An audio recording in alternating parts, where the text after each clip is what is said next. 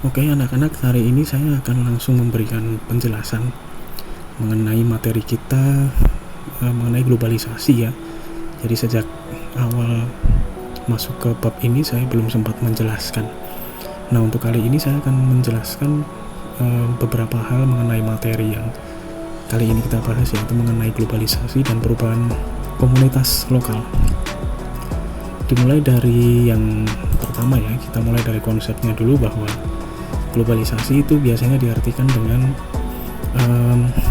hilangnya batas-batas negara, atau kemudian sesuatu yang mendunia, karena ada kata global di situ ya. Berarti ada sesuatu yang mengglobal. Nah, di sini saya mengartikan globalisasi itu sebagai sesuatu yang berkaitan dengan terintegrasinya bangsa-bangsa itu pada dalam suatu sistem global yang menyebabkan terjadinya hubungan aktif antar negara. Jadi itu bisa kita bayangkan bahwa negara-negara di seluruh dunia itu kan kita saling bekerja sama dalam berbagai bidang ya, dari bidang ekonomi, bidang politik, dalam bidang sains ya, bahkan di bidang hiburan itu juga ada, seperti film, musik, dan lain sebagainya. Nah, secara umum contoh daripada globalisasi itu ada beberapa. Di tugas yang sebelumnya saya meminta kalian untuk mencontohkan ya beberapa produk asli Indonesia gitu ya, dan kalian banyak sekali yang menjawab Indomie, paling sering itu. Nah, ini saya contohkan ya secara umum bahwa globalisasi ada beberapa produk kita yang kemudian mengglobal. Di gambar yang sebelah kiri kita ini adalah pembalap ya, kita tahu mereka Lorenzo dan Valentino Rossi. Coba perhatikan di seragam mereka, di sini ada kata-kata slogannya Yamaha ya, semakin di depan. Nah, ini kata-kata yang kemudian kata-kata kita juga jadi semacam slogan yang kemudian dipakai secara internasional begitu bagi merek Yamaha atau bagi brand Yamaha. Jadi ini juga salah satu contoh bagaimana milik kita itu menjadi mengglobal gitu. Terus kemudian di sebelah kanan, di gambar sebelah kanan ini adalah film Pengabdi Setan ya, yang mungkin sebagian dari kalian pernah nonton. Dan ini film yang sangat terkenal di waktunya ya. Ini adalah film yang dibikin sama Joko Anwar ya, yang sebenarnya ini film sudah pernah ada di tahun berapa ya, sekitar 70 atau 80-an, saya tidak begitu ingat, yang kemudian dibikin lagi sama Joko Anwar. Nah, Pengabdi Setan ini kemudian juga ditayangkan di luar negeri ya. Jadi ini film asli original buatan orang Indonesia yang kemudian didistribusikan ke luar negeri.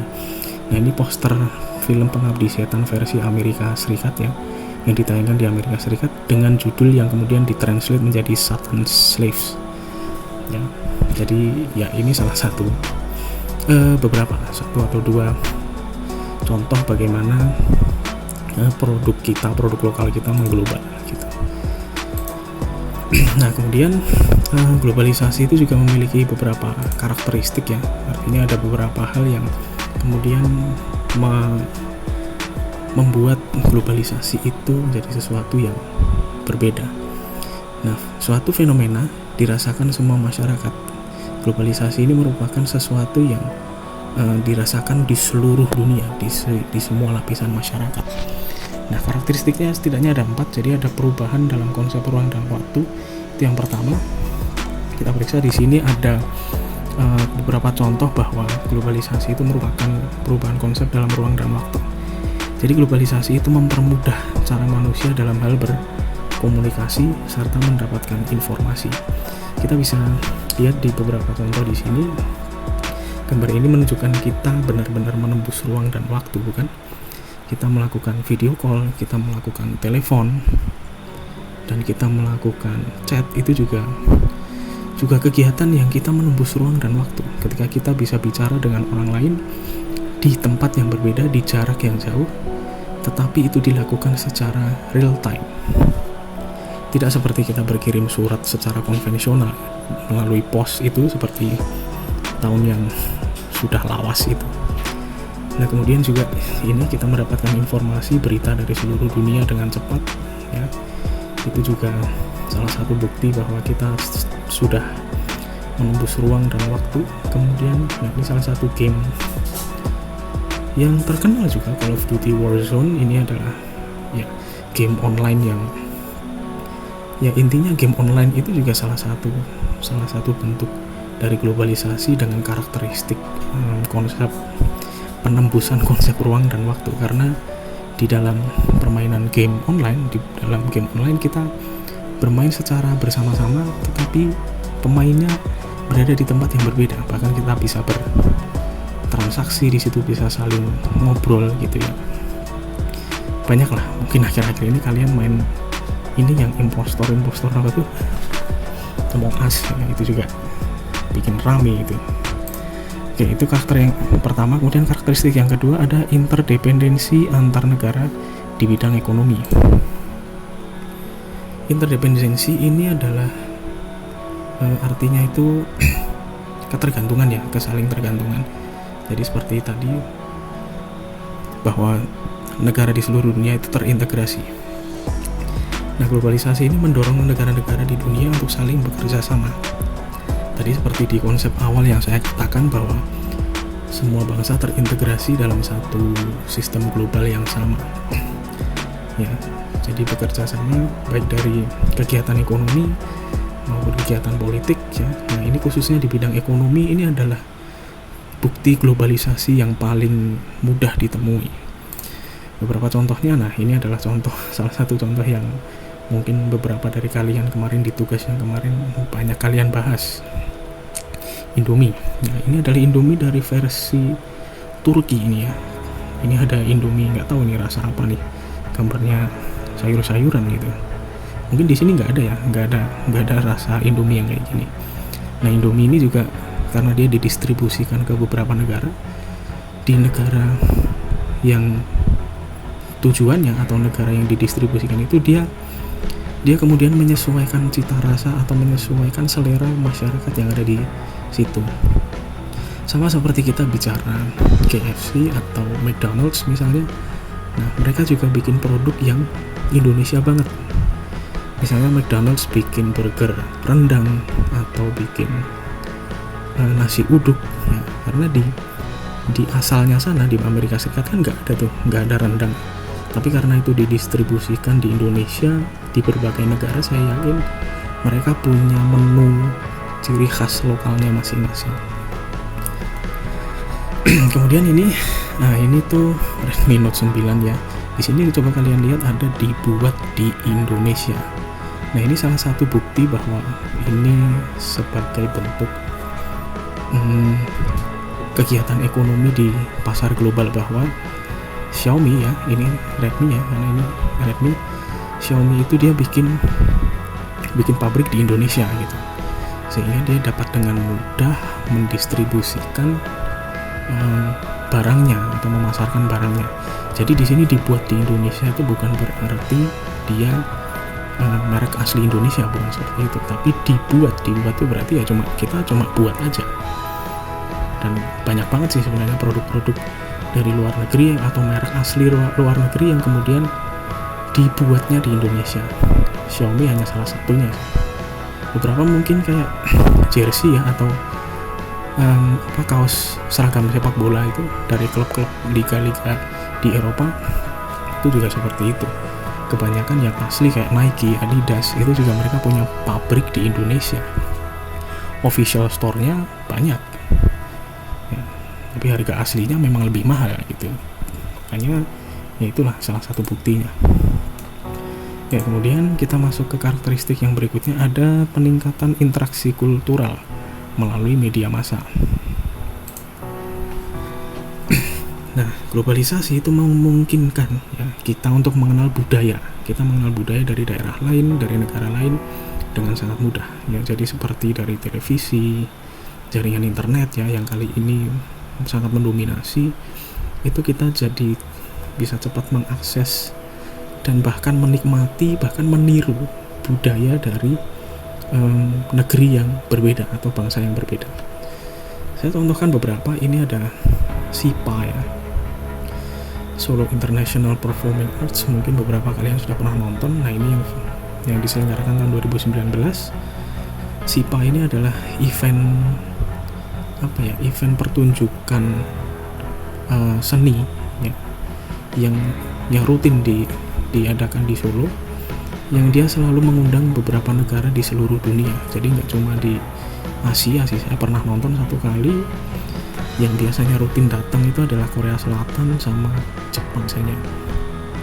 Ini adalah cara kita memperkenalkan budaya melalui event. Kemudian ini yang tengah ini adalah kita tahu semua Coffin Dance ya, yang lagunya gimana tuh. Nah ini juga mungkin munculnya ini adalah dia muncul sebagai meme atau sesuatu yang kita anggap lelucon, tapi pada dasarnya ini ada budaya, ada di negara yang saya lupa negara mana, tapi ini ada, maksudnya ini ada prosesi pemakaman yang dibuat dengan ceria, dengan jogetan seperti ini. Mungkin Anda bisa cari ini asalnya dari mana, saya lupa. Kemudian ini ya Doraemon ini saya kira ini salah satu karakter kartun Jepang favorit di Indonesia ya, sepanjang masa. Banyak banget yang suka, dan yang kemudian kita tahu beberapa budaya dari Jepang ya, dari kartun ini. Misalnya seperti salam mereka ketika pulang dari luar gitu, aku pulang kayak gitu. Atau kemudian ketika dia makan, mereka bilang selamat makan seperti itu. Yang kemudian kita juga mungkin sempat menirunya. Nah itulah terjadi di mana interaksi kultural itu ada begitu. Kemudian yang terakhir itu adalah meningkatnya masalah bersama. Nah, meningkatnya masalah bersama di dunia ini artinya ada jangkauan suatu perhatian terhadap masalah di suatu wilayah ini jadi meluas ke seluruh dunia. Saya contohkan ada 2 artikel. Yang kiri ini mengenai coronavirus, 6 months after pandemic declared, where are the global hotspots. Nah ini berita yang 6 bulan setelah pandemi dideklarasikan, ini di mana saja hotspot itu artinya mana saja negara-negara atau titik-titik di seluruh dunia yang dia sangat tinggi kasus coronavirusnya. Seperti itu. Jadi corona menjadi masalah bersama di dunia gitu. Karena selain itu menyerang di banyak negara, itu menjadi perhatian kita semua di seluruh dunia. Sekarang kita berada pada masa itu. Kemudian di sebelah kanan, kalau Anda masih ingat penembakan di Christchurch di Selandia Baru ya, yang dilakukan oleh Brenton Tarrant di masjid ya, waktu itu tahun 2019 penembakan di masjid itu. Nah itu juga menjadi kemudian ya, ketika berita itu turun, itu menjadi perhatian di seluruh dunia ya. Betapa tidak, karena dia melakukan pembunuhan atau aksi terorisme itu dengan merekamnya secara live di Facebook waktu itu, dan saya sempat menontonnya. Kalau kita menonton langsung itu seperti kita main PUBG atau bukan ya, PUBG yang versi first person shooter gitu, Counter Strike. Nah seperti itu, jadi kameranya dipasang di kepalanya, terus kemudian dia mulai menembaki orang-orang yang ada di hadapannya di sekitar masjid itu. Jadi ini kemudian 2 hal ini menjadi perhatian dunia. Jadi globalisasi itu meningkatkan perhatian warga dunia untuk bisa memperhatikan 1 atau 2 hal yang kemudian jadi perhatian bersama. Ada banyak hal yang diperhatikan. Mungkin yang sekarang menjadi perhatian adalah virus corona ini gitu, di seluruh dunia. Oke, itu tadi adalah mengenai konsep dan karakteristik ya. Jadi sampai di sini dulu saya kira untuk penjelasan mengenai globalisasi. Untuk bentuk-bentuknya saya kira beberapa dari kalian mungkin kemarin sempat ini juga sih sudah tahu lah ya. Ini masih kosong, jadi nanti kita bahas lebih jauh karena bentuknya ya itu sih yang kemarin sudah kalian bahas ya, di tugas kalian. Jadi cukup sampai di situ dulu, nanti kita akan lanjutkan mengenai bentuk, dampak, dan sikap kita terhadap globalisasi. Terima kasih ya, selamat belajar.